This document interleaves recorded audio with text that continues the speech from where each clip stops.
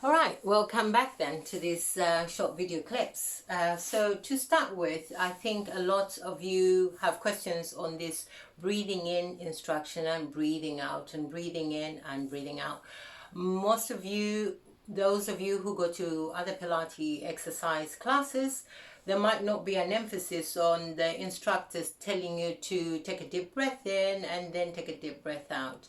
But ideally, this is a good aspect of Pilates that you need to develop. So in short, this breathing in and breathing out sequence in the exercises, we are aiming at maintaining a core connection in your core muscle throughout the cycle of your inhaling and exhaling. That's the breathing in and the breathing out. So you find that normally when we breathe in, it is an active phase. The volume of your rib cage, the cavity in which the air is coming in, is increased by the contraction of those little tiny muscles between your rib cage and also the other respiratory muscles, which is also your diaphragm, which is a big sheet of muscle just underneath between your stomach cavity and your rib cage cavity. So that stretches out and then creates that big volume that is needed for the air to come in. So when you're breathing out, normally this is a very passive phase. Everything just relaxes, and therefore the rib cage curls back in, closes in, your diaphragm resumes its dome shape, and everything is quite relaxed. You just exhale and you're letting everything relax. But that's when we're trying to bring this technique of saying you need to make that breathing out, pushing it to be an active phase. So in order to create that core connection and the active phase of the breathing out, you need to be drawing your belly button, flattening through your tummy as you breathe out. So we usually say you breathe in Pilates to prepare, and when you breathe out, when you need to make that movement, it could be the movement of your arms, it could be the movements of your legs, the sequence of exercises, you're breathing out, holding that strength in your core, which we're looking at building, and supporting your back very well throughout the movements of the exercises. So the first few exercises, you hear me talk about breathing in and then you breathe out. I hope you don't get irritated or you get frustrated with yourself. You're like, I don't know what she means. When do I breathe in and when do I breathe out? It does come with practice, but all we're looking for is for you to hold that strengthening in your core muscles, which lie just around your belly button area. So there is drawing of your belly button towards your spine. It will never touch your spine, but at least it's creating that reduction in the volume and therefore making your core muscles engage. So take time to take that deep breath in and then breathing out. We can even start in sitting. But before we do that, let's bring in the few little things that will just help you position yourself better during the time of the exercises. So just hold that moment as I fetch a pad. So we have these pads with us. We have a small pad, which is for your headrest. It is just about 2 inches thick. And this goes onto the floor and we're placing the back of the head on there so that we're having that feedback as we press the head down to bring the elongation of your neck. And then you have this one. I find it quite useful to sit on it. In some classes, we might be doing some balance work on it or just propping yourself in a proper position. So to prop yourself into sitting, I usually advise that you sit on something that's just making you lift up a little bit rather than maintaining that sitting posture where you're rolling in your back. When you have something that pushes you up, you will feel that, okay, you are looking at restacking your spine, one on top of the your spinal vertebrae, one on top of the other. So these are the ones that we might be making a lot of use of. Now I hope you'll be able to see me where I am seated here. I am sitting on this it's about 4 inches or 6 inches thickness of a pad. So sitting up there, you will see that then you get your back in a good alignment.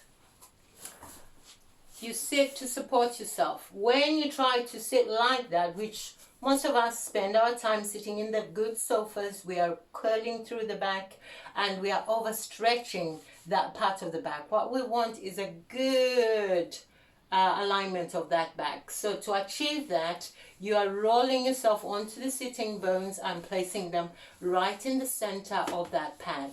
You are holding yourself upright in that position, breathing in. Think of that widening of your rib cage to relax the legs. Some of you have complaints of having your legs at that position, but if you find it comfortable to be there and you're able to hold yourself up straight, that is absolutely fine. If this position works for you, that is also absolutely fine.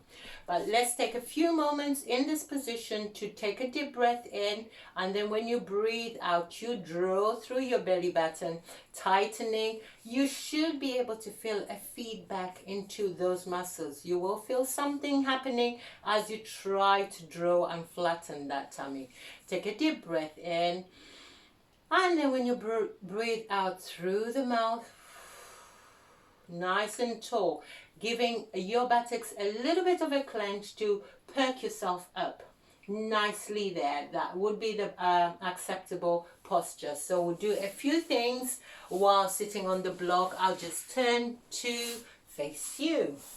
Lovely. Taking a moment, breathing in and then breathing out. Now we'll start in this position just to get yourself ready to get into the exercises. Good postural correction while you're sitting down.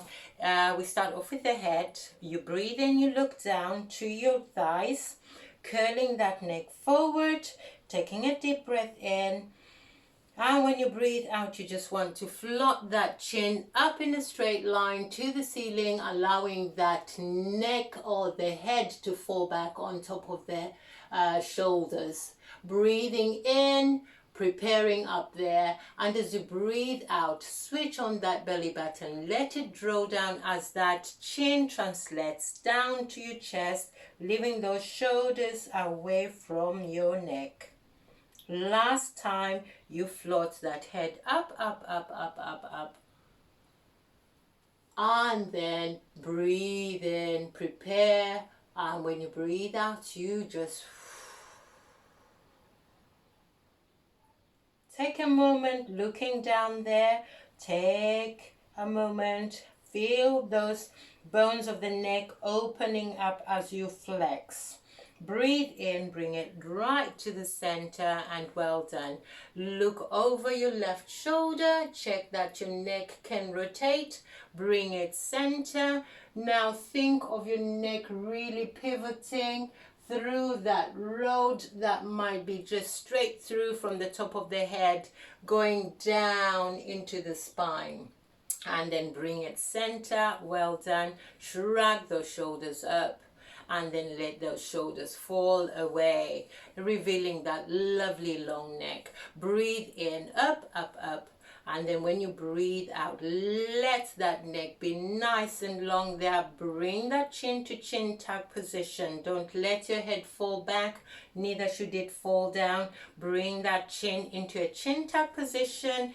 Start to imagine you've got a book on your head. Back in the olden days, for deportment, they made people carry books on their heads so that they're balancing well. Bring those shoulders down and then draw the shoulder blades in the middle of your back, and then that will bring in a lovely widening of your collarbones there. Nice open wide collarbone placement as the shoulder blades come together in the middle. You're sitting nice and tall, and what's holding you up here is your tightening through your belly button, nice and straight. Well done. I hope that will be a good practice. Rock the head up, bring your head down, really visualizing You can keep your eyes closed, that straight line, the chin stresses it up, up, up to the ceiling. Nice opening in the front of your neck, letting that part of your neck see that sunlight or see that light if it's in the evening when you are doing it. Then just bring it all the way down, and feel that flexibility of a stretch of that neck. Well done. Bring it back to the center. Repeat. Look to the left shoulder and then bring it into the center. Look to the right shoulder and then bring it into the center. A good shoulder shrug up and a good shoulder melting away and into the back. Good. Shoulder shrug and shoulder melting away. Very good. Now we don't just walk about keeping our hands down and so on. That position should be held. Even when you incorporate your hands, you would say breathing in. When you breathe out, you could go up. And then when you're breathing out, you bring them down. Just nice and easy, taking your time. Up, up, up, up. Feel those shoulders working, and you're holding yourself down onto that form that you're sitting on, and then bring them down. Well done. Last one. Bring it up and up and up and up. And then you bring it all the way down. Good. And we're ready to do a little bit of rocking up and down, just working to engage that core. Right, we move on to the next clip.